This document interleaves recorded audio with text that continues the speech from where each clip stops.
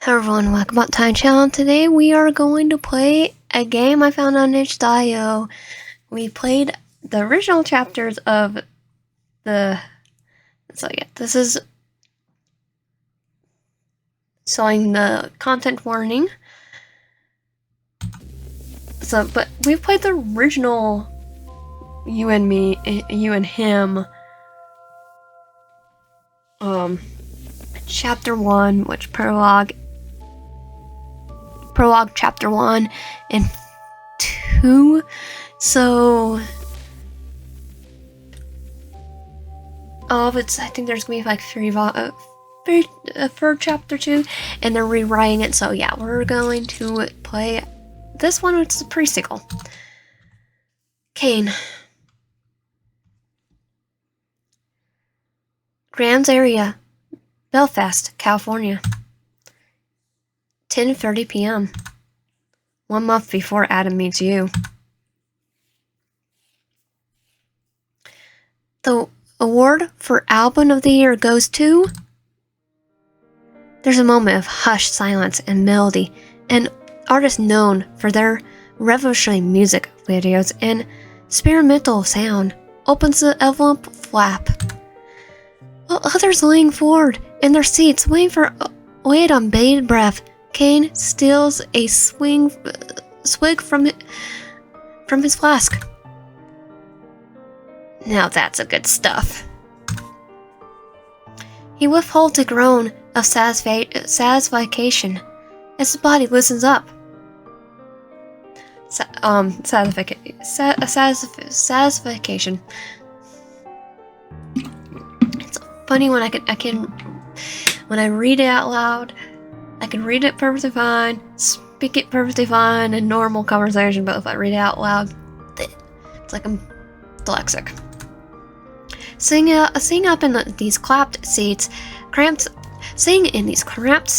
for hours on end, in this borderline stuffy setting of an award show, sets him on on razor's edge.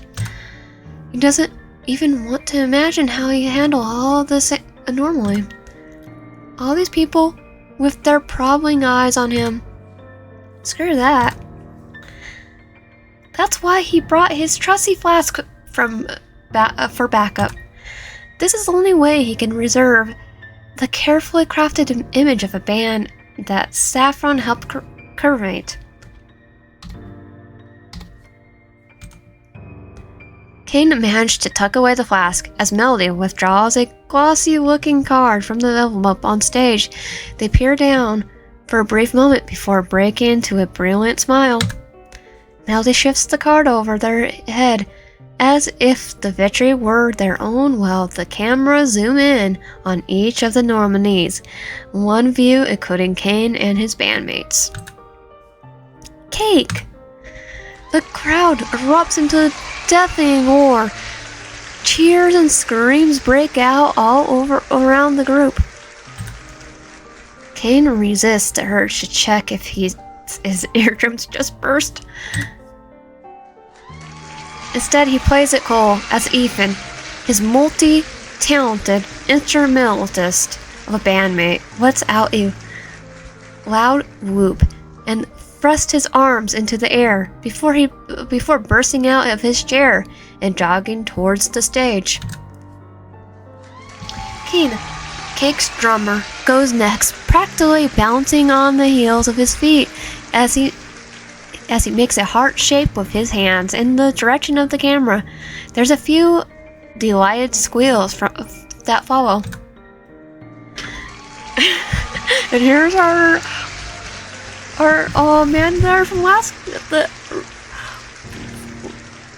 the main game. Adam, the main face of their band and lead singer, is more subtle and gives a kind smile and smile wave towards the crowd. Give us a kind smile and a small wave. A down-to-earth reaction in comparison to the other two as he joins them on stage. Cain keeps himself from laughing. Now for the durity of their reactions over the announcement, but something else entirely. Anyone who knows any of these men would easily place why. But they all are doing what they're told. They're entertainers. A fantasy put on stage meant to sell albums and records and establish connections around the world. So Cain puts on a show. It's his turn after all. He gives a camera that zooms in on him an egomistic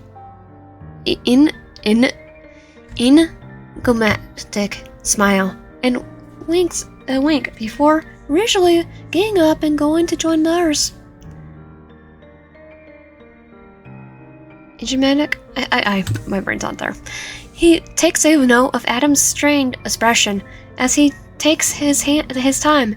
His movements liquid, smooth thanks to the liquor. He's been drinking the entire time. Anyone who doesn't know the singer personally won't see the undercurrent of the annoyance and anger coursing through him as he keeps his gaze trained on Cain's slow-moving legs.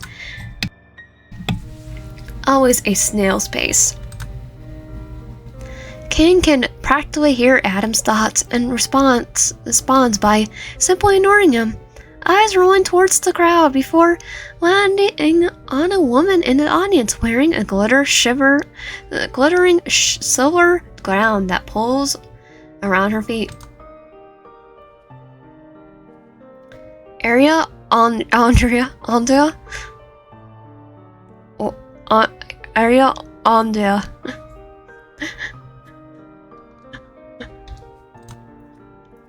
She was one of the other nominees, but you wouldn't know that by looking at how wide she's smiling.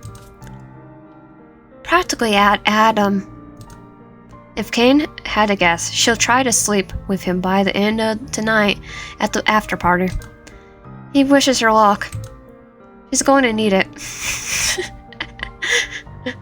You know what? I was gonna say, don't want to go crazy.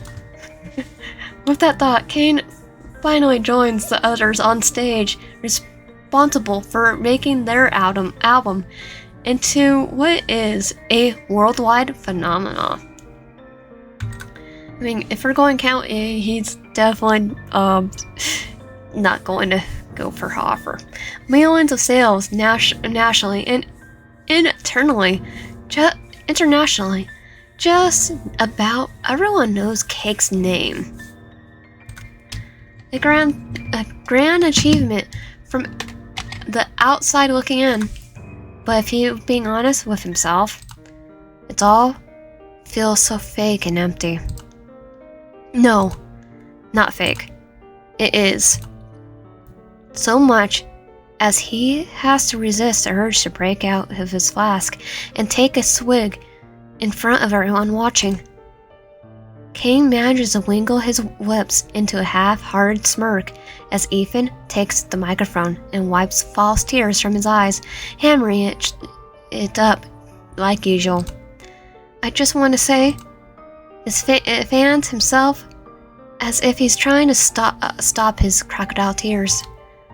After playing up with Adam for months on end, I'd say we deserve this. Cain tries to keep him from snorting. Isn't that the understatement? Ethan then breaks out into a playful grin and shares it with the purple-haired singer, who returns it with a good-natured smile and soft laugh, waving Ethan off as if he's embarrassed by his teasing.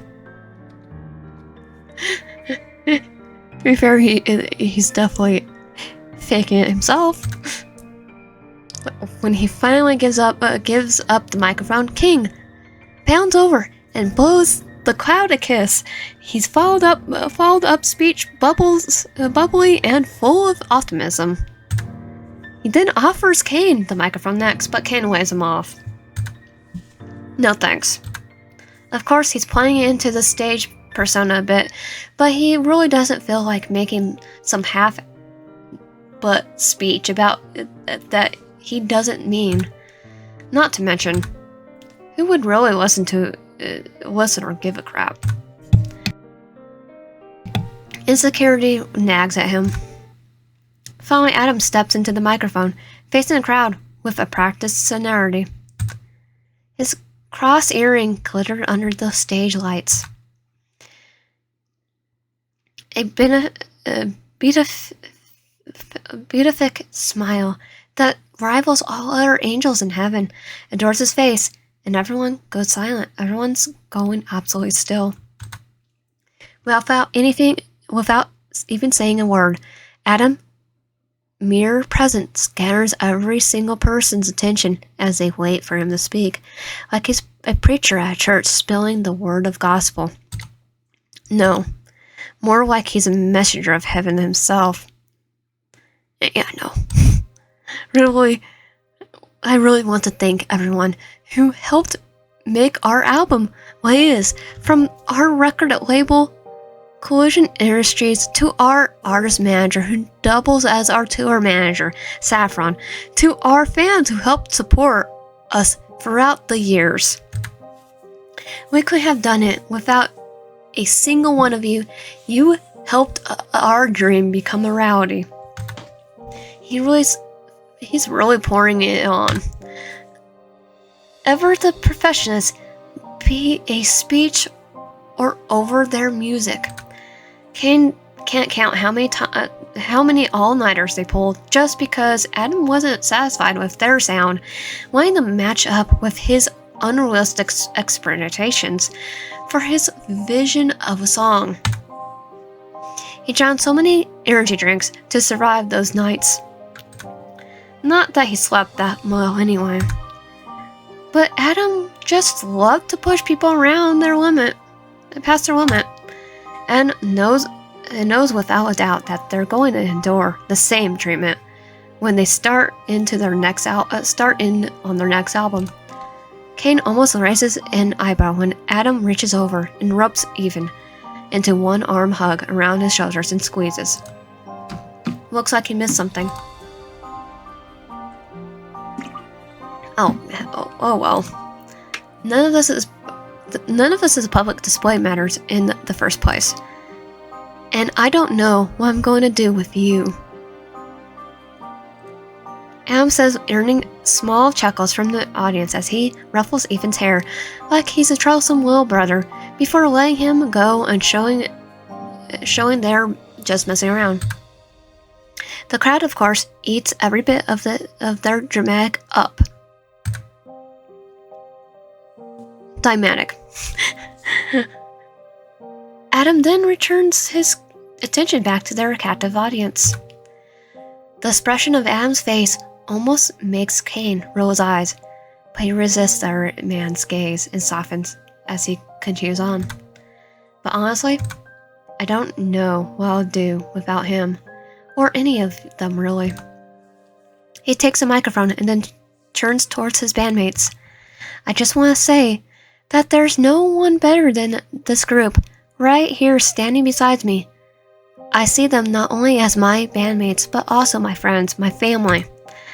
For it all, you stayed with me throughout all those sleepless nights of us working, perfecting our music, making me laugh when it's just hard to do. It got hard to do. I can't thank you enough, all enough. So thank you for being there and acting as much as more than my bandmates, but as my brothers. Thank you. Cain keeps his half smile fixed in place. He's done it time and time again. Throughout all Adam's meaningless speeches, the purple-haired singer's words crafted to bring tears to any viewer's eye, but everything about it is carefully crafted lie. You signed up for this. Cain reminds himself. They all did. Cain keeps his hands loose and Fred's amusement when the camera focus shifts on to his reaction, acting like what Adam's saying is common knowledge between the members. He gives Adam a nod of acknowledgement, and it tugs forward by Cain, who grabs onto his hand and even his hands before they circle around Adam and commence a group hug. And their hands dug together, their expressions hidden away from prying eyes.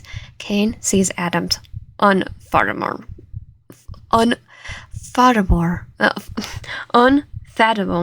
rage. He's staring at Ethan like he wants to choke the other man out. Yeah, pretty sure. Ethan merely grins. Always want to poke the pervert little bear. Like, we'll go stabby stabby. He knows Adam can't retaliate in front of all these people. You get to retaliate after, sir. After. He's safe. For now. When they draw away, Adams easily slips out of his mask. Adams easily slips on his mask as the down-to-earth singer of Cake. He even fakes a laugh when Ethan dips his head back towards the microphone before they head backstage, his golden eyes sparkling with mischief. Jeez, Adam, wait to kill all the wait to kill off the fanfics with that comment. Then he thrusts his fist into the air and shouts, "Keep for life, baby." Before he... Wait.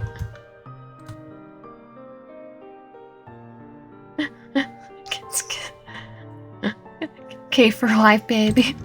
Sorry. Before he pulled away with the group, Erling chuckles from the crowd as they walk backstage. Cain raises a brow at Ethan as they walk side by side. Cave, huh? Cave was obviously a mashup of Ethan and Cain's names. Were you hoping I'd say can instead? Sorry, maybe next time we win a whammy? Whammy doesn't whammy mean bad performance? Are you going to rip open your suit to reveal a shirt with our ship name hidden underneath like you did with Adam when we got to the award ceremony?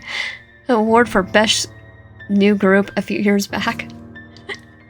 This guy is literally a shipper. Oh no, I'm thinking bigger, bolder. Thinking a marching band and a belt ton tour and a crap ton of confetti. Cain shakes his head, the corner of his lips tugging up at the corners when he overhears the host for the Lammy give a closing speech before bidding the audience goodnight. He's just glad it's over. After everything that happened out on stage, he could use another swing from this flask. Or maybe even a cigarette. He's carving something, either way. Their stint backstage is a brief one, with the exception of a few people congratulating them before they're brought out to the limo, where Saffron waits for them. He's speaking into his Bluetooth and standing beside the open limo door. Cain catches the snippets of the conversation as he slides in. Yes, we should shoot the music video beforehand. They'll be on the road after that for a year. No. He drags his attention away from Saffron and brings out his flask. Oh, at long last. He goes to take a swing when the limbo door slams shut and a hand claps down on his arm.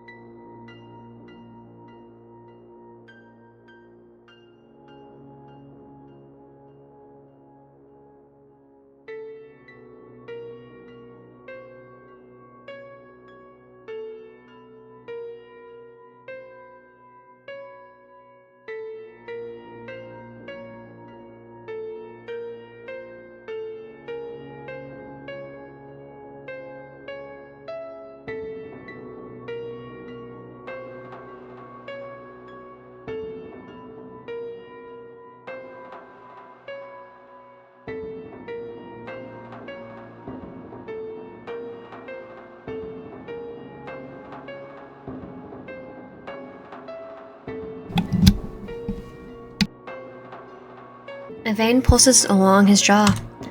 He looks like he's about ready to take a swing at Cain. The two to which he liked to see Adam try. A low whistle sounds as to the right, drawing both of their attentions over to Ethan, who got his arm latched behind his head, wearing his typical grin.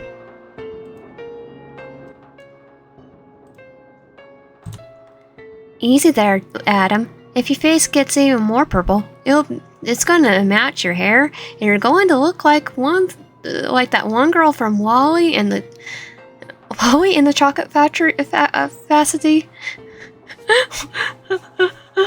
Charlie in the Chocolate Factory.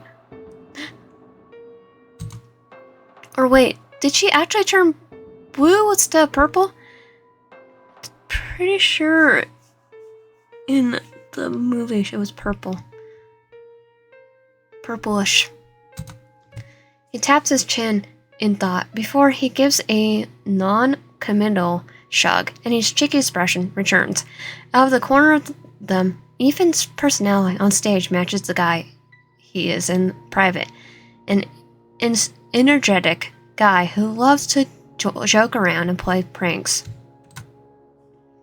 His favorite target being Adam. Everyone else takes Ethan in stride, but Adam is easy to set off.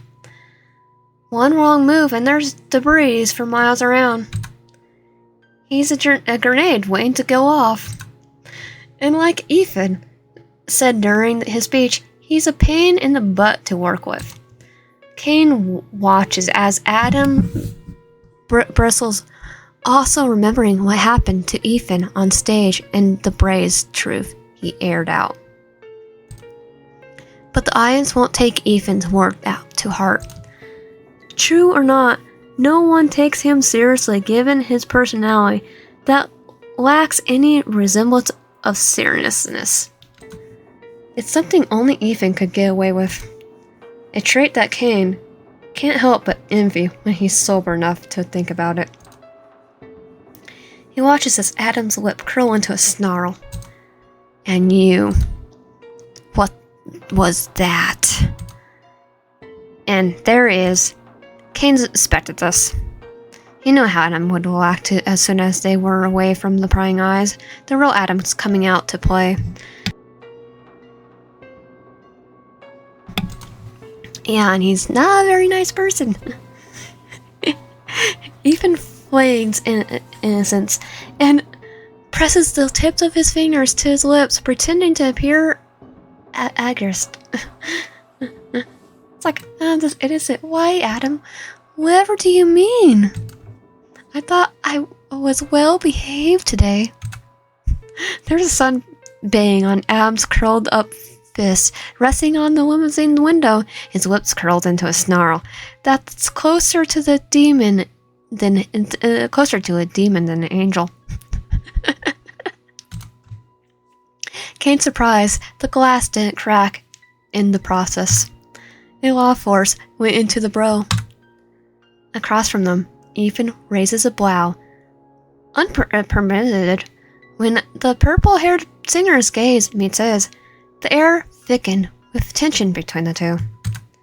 Cain takes another swig from his flask as he resigns himself to watching the two verbally duke it out. Oh, that's good crap. You know exactly what I mean. What was that speech? Are you trying to make a fool out of me? Speech? You mean the one where I joked you're a nightmare to work with? I don't know. I thought it was pretty funny. I thought you did it to give your internal reaction. Wait, did you not like it or something? What do you think? I'm gonna go with no, he didn't. I already said I thought it was funny. Geez, he's coughed as Adam's arm darts out. The hand belonging to the arm fisting the front of Adam's shirt before he drags him so close they're nose to nose. Ethan grins almost like he's getting knocked out of the whole ordeal. A kick out of the whole ordeal. There's not a hint of fear, only amusement, and an undercurrent of something else that King himself knows all too well. Defiance. Couldn't stand the distance between us, I see. Goodness, Adam, if you just wanted to get so close and personal, all you had to do was ask. And then Ethan does something unexpected. Cain watches as Ethan kisses the tip of Adam's nose with a white meh. The sound of echoing through the car. That goes definitely silence.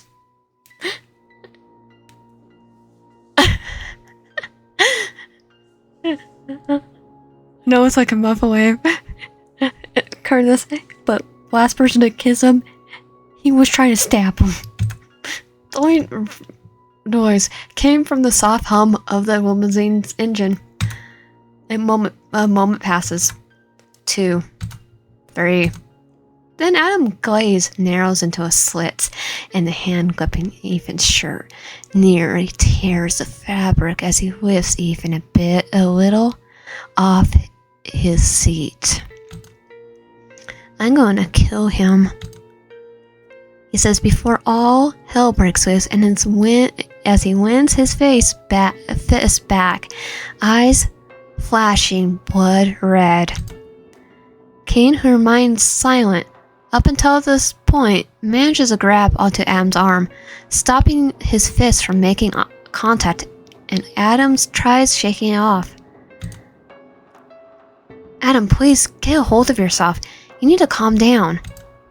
Adam ignores Cain's attempts at getting through to him. He keeps his eyes locked on Ethan. Ethan, I know it's probably not, we don't know what's actually in the rewrite, but he's a serial killer. Have a little bit more, self-prevention, self-awareness, self-prevention, whatever you call it. Nothing's going to stop him at this rate, and Cain slowly unscrews his flask with readouance. Adam almost manages to wiggle himself out of Cain's grasp when Cain raises the container over Adam's head and lets the alcohol pour onto Adam's head. Cool off. Okay. Adam stiffs and his eyes dart into Cain's direction, only looking ready to switch targets, but Cain continues on. If you punch Ethan, what do you think is going to look worse? A joke that everyone will brush off within a day, or a black eye that someone magically appeared on one of our band members during our drive over to the after party? There's paparazzi waiting for us, so unless you want people to speculate over Ethan's words after he shows up injured, you should get your crap together. Am sneers, but Cain can see the acknowledgement of his words. Well, they can't stand each other. He made a good enough point that Adam can't argue with. He dropped his arm and stops fighting. Cain lets go of him, and Adam crosses his arms over his chest, trying to glare out the window and stewing over his rage as he leans against the limousine door. But at least he's acting compliant. For the time being, anyway. My hero. My hero. Oh, he does look like has the green, so let's call him Deku. Ethan says as in a falsetto voice, placing his hands over his heart. How can I ever repay you? Cain leans back as a seat and nods towards him. Now his empty flask.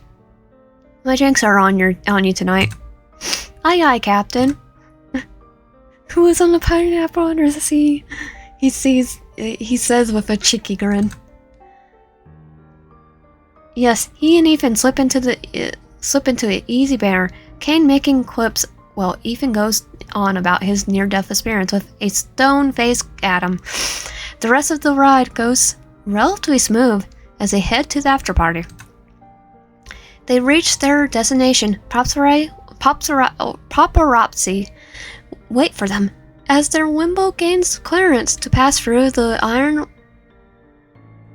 iron gates. I'm gonna just flashes going off all around them. Musa says. He rumbles, his expression remaining cold and harsh. The paparazzi can't see past the tilted windows, so there's no point in putting on a performance. They pull up. The matching goes into view. It's like every other one he's been to. A cardboard cutout meant to show the owner's obscure amount of wealth, with a courtyard the size of 2 football fields and a pool, no doubt waiting for them in the back. Instead of feeling impressed by the infrastructure, it leaves Cain with a sour taste in his mouth. He's starting to wish he didn't waste his liquor on Adam.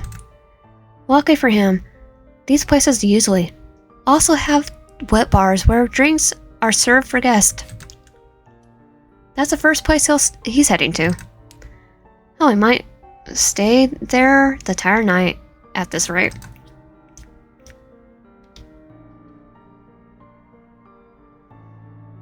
As the group piles out of the car, past other guests loitering out front and talking in small groups, he catches a flash of cherry red lipstick and a familiar smile waltzing up to them. She changed out of her long, elegant gown and beams at the group. Namely Adam.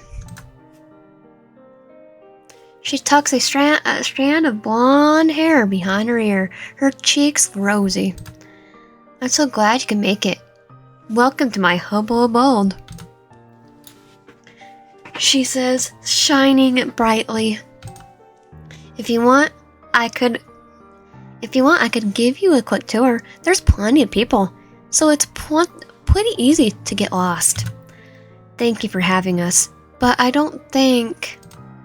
She doesn't listen to the rest of his words, instead choosing to loop her arm around his, and tug him along. Come on, it's really no trouble at all. Adam visibly stiffens at her touch, and if he wasn't playing nice, Cain's pretty sure he would have ripped her arm off of him the second she touched him. Instead, Adam gently withdraws his arm from hers and offers her a tight smile, hanging back. She twirls around in confusion. Adam? I think I'm okay, thank you. A firm line gets drawn in the sand. One that says, "Do not touch me," and I'm not interested. Arya's eyes widen to the implications, and a hasty apology trembles out of her mouth.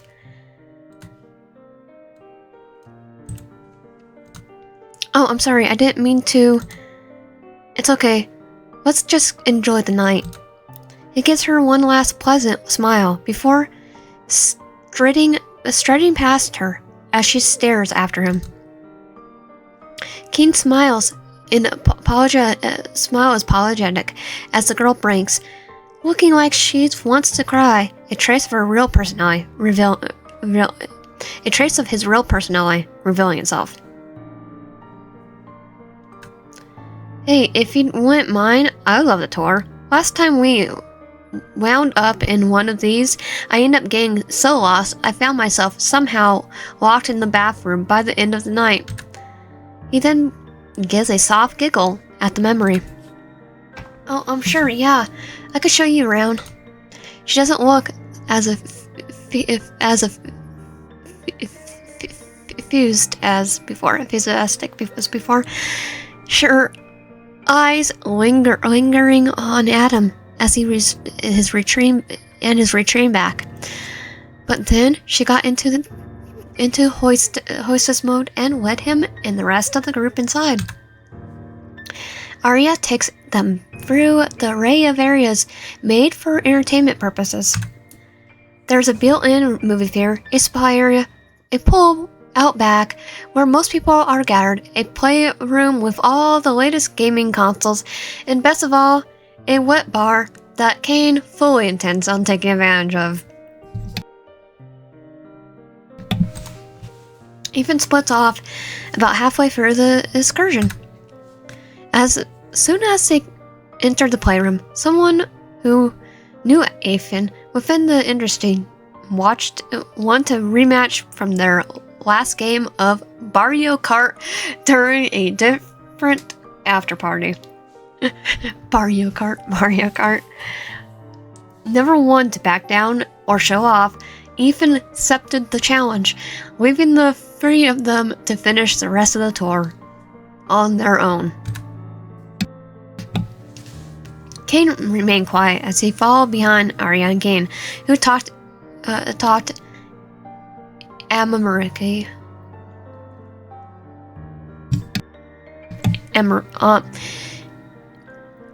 Like physicistic,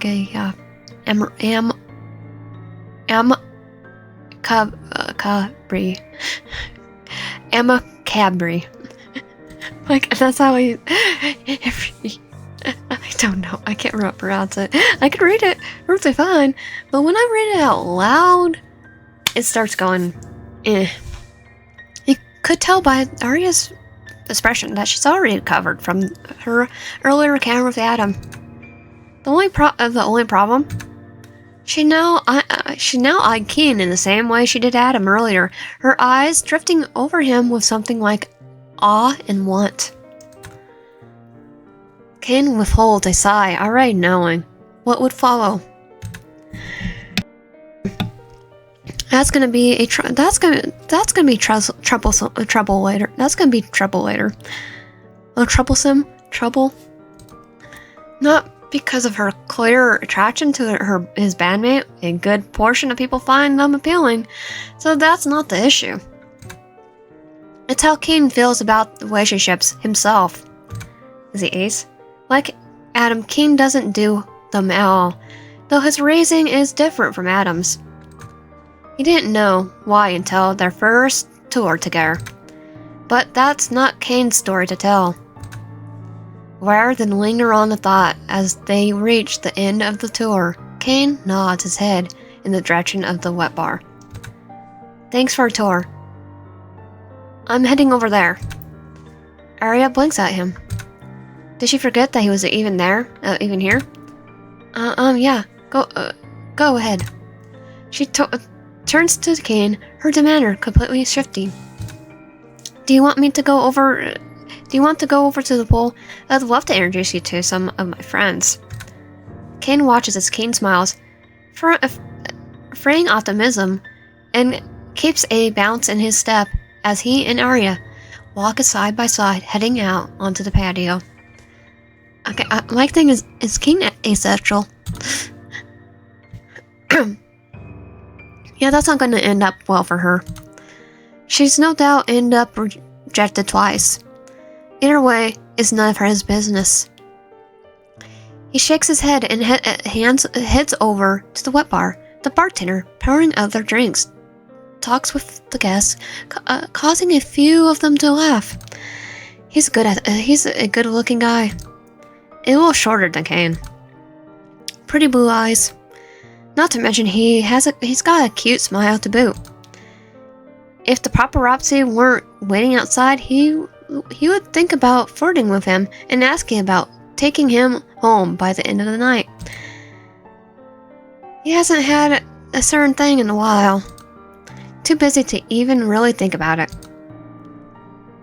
He's debating on at least seeing if the other guy's game when someone huffs as they sit down next to him, planting their purse on the bar.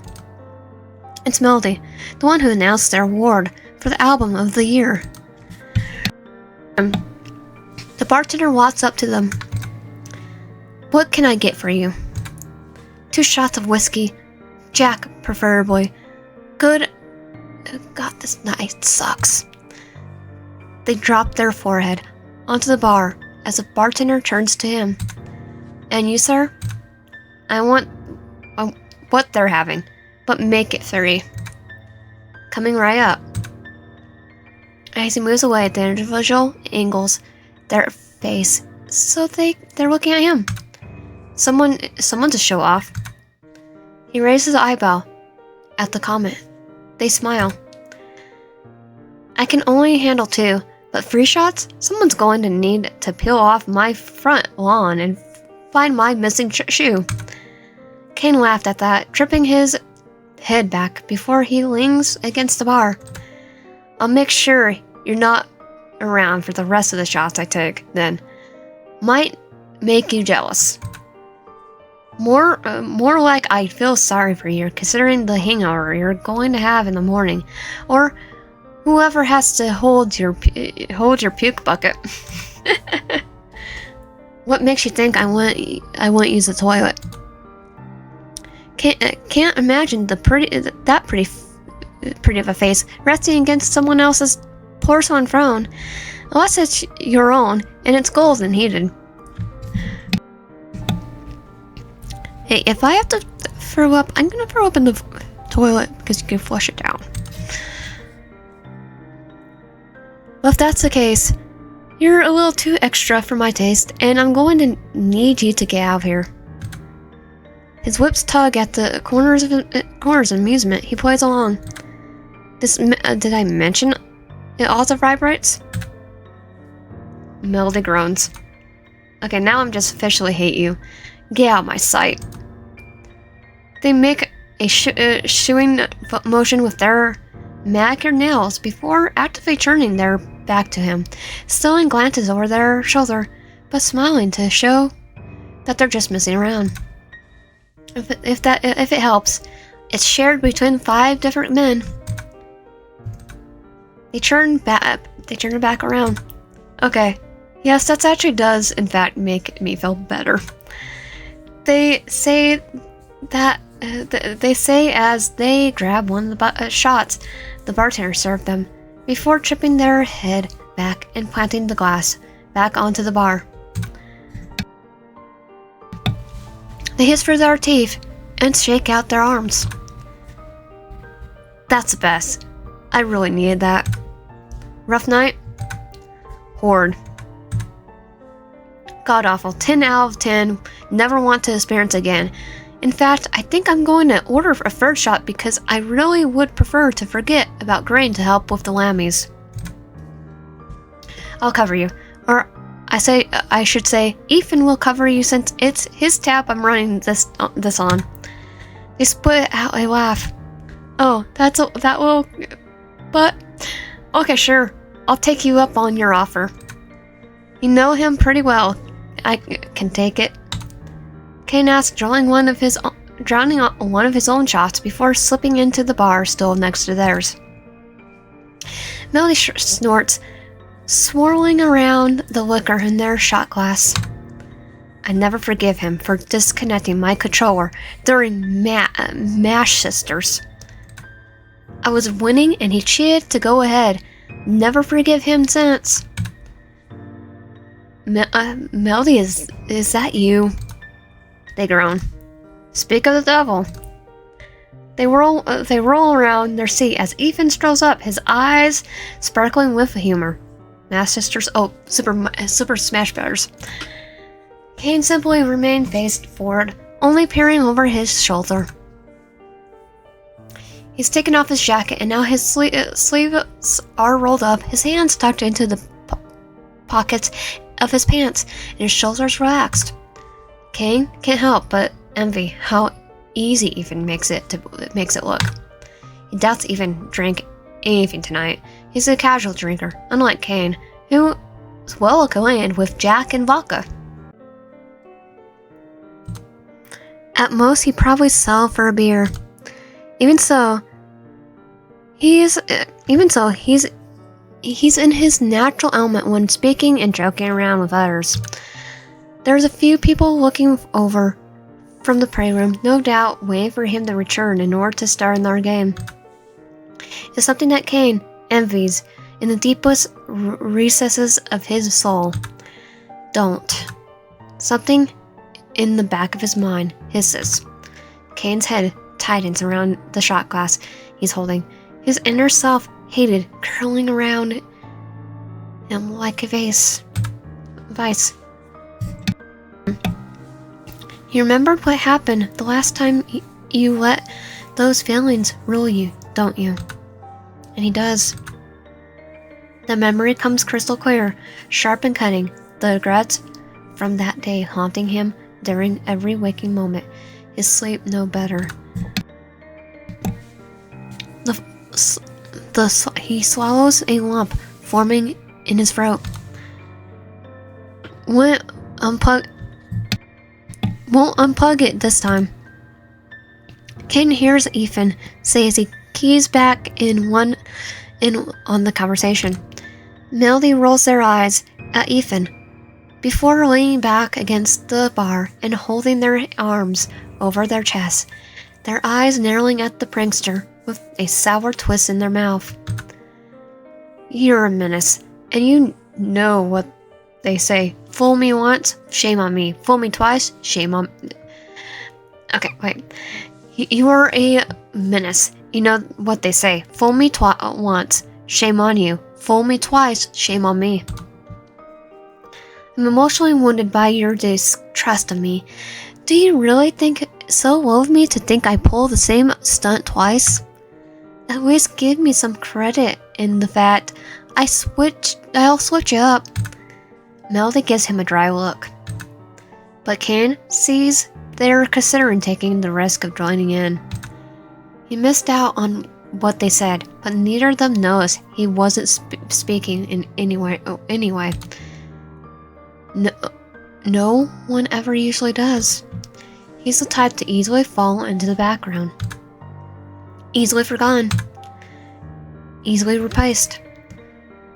A miserable, sorry excuse of a man who drinks to cope with the things most people could handle without a crunch. No one ever miss you if you died. Cain blinks. That went from 0 to 100 real quick. He peers down the alcohol, almost accusingly, despite the fact that he's sober himself always battles with these thoughts. Crap. Maybe he's had enough for tonight. If he starts teetering towards the line of thought while drinking, he's gone too far. Melanie turns to him. I'm getting my revenge. Talk later. Cain just simply gives an upward tug of a smile, masking his disappointment. He enjoyed their company, but he knows his own was exactly the best. Kick his butt. Melody gives him a wide smile before they turn and scribble something onto a napkin before handing it to Cain. A number. He doubts he'll ever text it. Sober him isn't the type to reach out first. And even intoxicated, he knows as soon as anyone finds out about his other side, it won't end up well. Laughter echoes in his ears, mocking and high-pitched. And then he hears the words spoken out loud. Bring it, loser. They're speaking to Ethan, but the memory rams into him like a truck. Loser. His jaw hitting the bathroom tiles. As the laughter surrounding him grew louder, tears trickling in his eyes, his arm restrained behind his back as he thrashed and tried to fight back, but couldn't. Something biting into his side. No. A scream drowned out by mockery, and a smile at the hem of it all, standing and watching as he thrashed and squirmed against their hold. Loser. The sound of glass shattering echoes in his ears.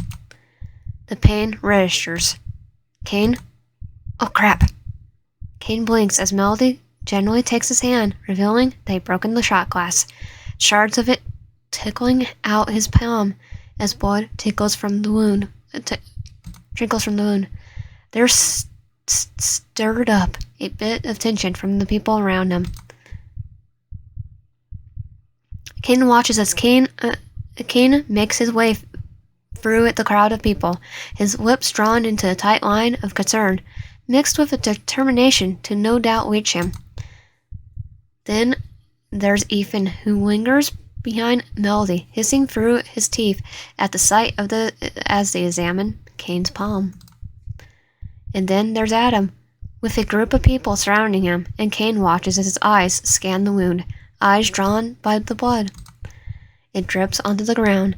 Adam's eyes follow it, all the while.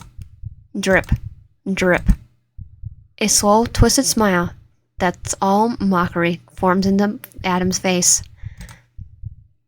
But it's no longer Adam's face he sees. The ghost of his past that forever haunts him, standing there instead, always on the sidelines to reveal in his misery. The same person, with the exact same smile from the memory he recalled earlier. Loser. We should get this cleaned up.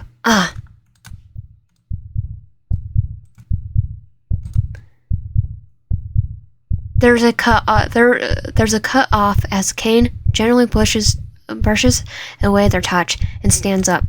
He's quiet. Cain? He says nothing as he stars straight ahead, eyes locked on Adam. He hears Ethan say something and hears Cain asking for a medical kit, but Cain hears none of that as he continues forward. Adam's mouth becomes more twisted as he gets closer. He's wearing a skull.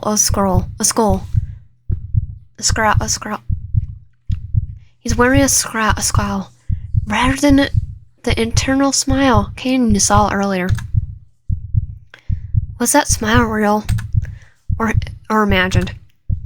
It doesn't matter, because now he's standing in front of the man who makes him remember the ghost of his past. I need to use the restroom, and you're in the way. The air tinkles with tension. The people surrounding Adam start looking uncomfortable, but Adam plays into his character that he lets the rest of the world see. Are you okay? Your hand's bleeding. We move.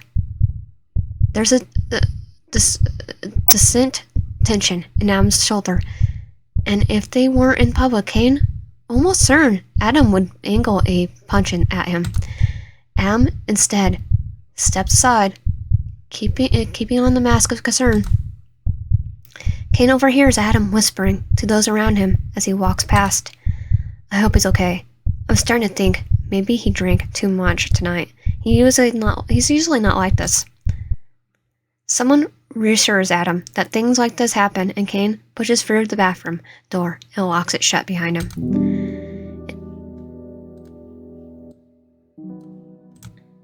Inside, he finds a sleek countertop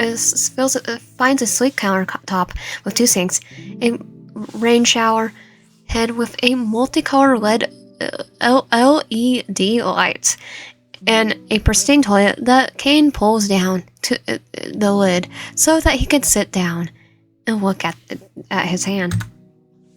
He pokes the glass out of his skin. He feels empty as he does so. He's endured so much pain in his past, and he wonders if he's immune to it now. It doesn't hurt, but his memories, his existence, those do. When he finishes, there's a knock on the bathroom door. Cain, can I come in? Cain sighs and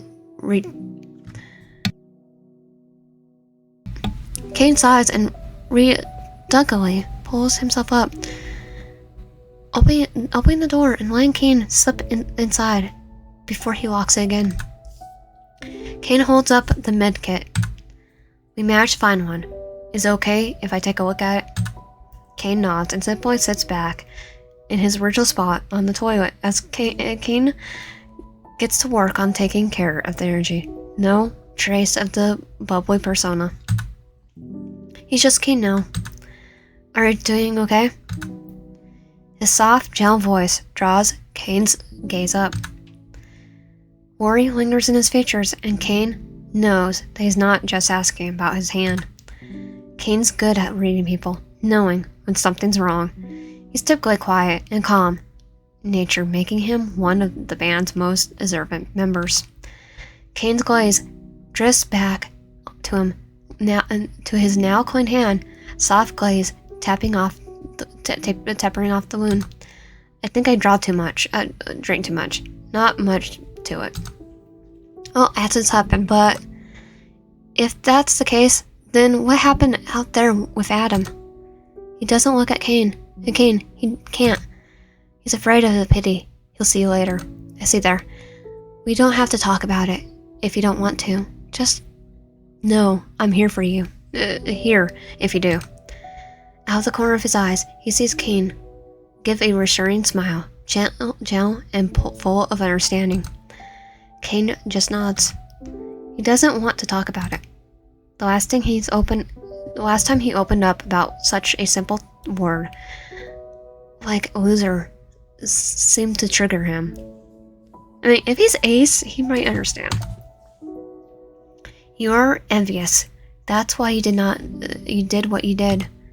Cain sat there, and head in his hands, his body trembling, as the person speaking circled him like a shark. But I needed to hear this. The acknowledgement that he was a terrible person. That he was evil. That he was a monster. And it was because hearing the words out loud would cement it in his mind and stop Cain from doing something so horrible ever again. The person paused to whisper in his ear. He mocked you, did all those things to you, but he had people who loved him despite those flaws, who loved you despite yours. Then Cain felt the person draw away in disgust. Cain sobbed harder. No one, because you're weak, and envy makes you weaker. So trust me when I say I will never let you forget it. Cain, he pulls back. He pulls back into the present and away from the memory, his empty eyes sliding towards Cain. A dead weight rests on his chest. Kind-hearted and caring king. Like Ethan, Cain envies Cain. A level head on his shoulders, a serene calm in his face of any storm. Cain is a single person everyone needs in their life, but no one needed him. Never someone like him. He ruins everything. Not to mention, Cain wouldn't have done what Cain just did, getting worked up and taking out his frustrations and hatred and regrets onto someone else. Because like it or not, Adam didn't even really do anything wrong this time. But he is, you know what? He is, not an innocent person. But he's a butthole. But Cain is not even sure if he's smiling or not, since he wasn't close enough to see. He made a butthole out of himself, and walking up to him, speaking with venom for no reason other than Adam just reminding Cain of his past. If he were more like Cain, he wouldn't have done what Cain just did, proving that Cain more of a monster than he cares to admit. If he were more like Cain, he wouldn't have done what Cain just did, proving that Cain more of a monster than he cares to admit. I already just said that, but oh well. He bows his head and runs his hand through his hair.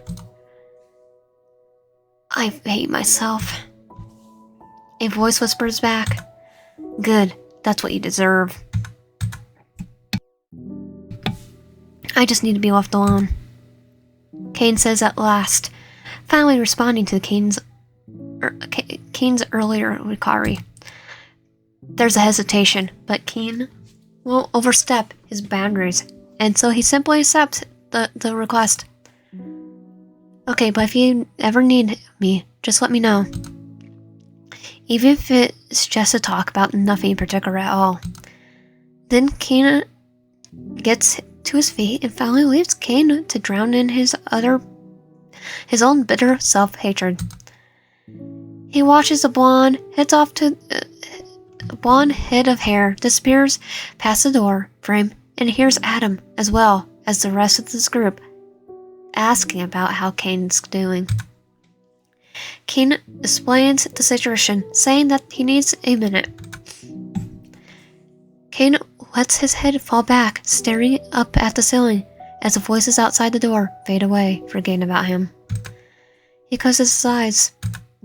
Of course, whenever he gets attention, whenever people remember or think about him, it's always for something as shameful as this. It's why it's better for him to stay in the background, a complete mystery to everyone else. Otherwise, they'll get to see these sides of him. With the shaking fingers, Cain puts down his pockets and manages to locate his cigarettes, slipping out one out before lining up in the bathroom. He lets himself rot in his self-hatred and misery. Because that's a better punishment for someone whose life is ruined by envy. What a better punishment for someone whose life is ruled by envy? Him. So stupid. Adam listens as the people around him, as they worship the ground he walks on and kisses his butt, congratulating him on winning the award for Album of the Year. He fakes a smile and gives a humble response. Oh, this is not just me. I had so many people who brought this album together.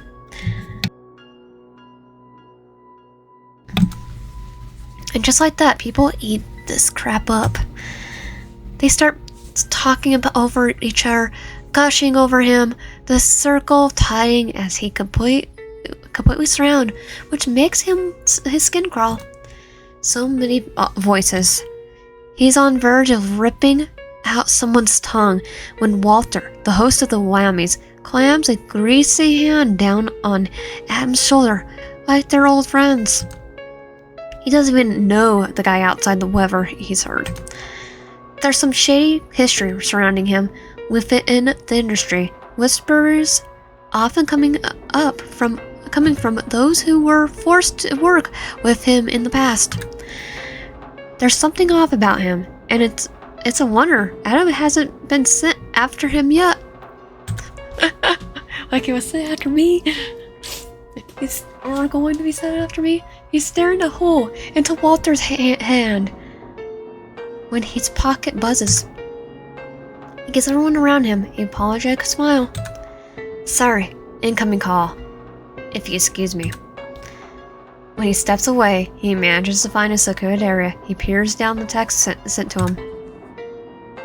The smiley faces of a woman with a golden locks and a crystal blue eyes stare at him, one of her hands tipping her wide brim hat up as the other hand holds down the skirt of her white summer dress.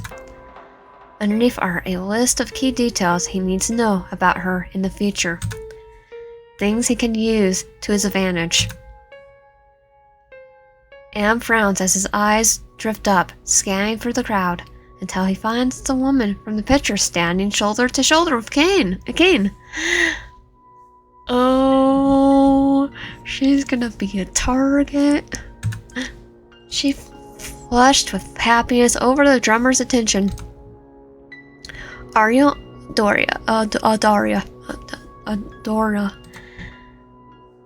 Adam scrolls, his jaw setting at the sight of her. Well, isn't this This is great. Looks like I have to get close to her after all. Oh.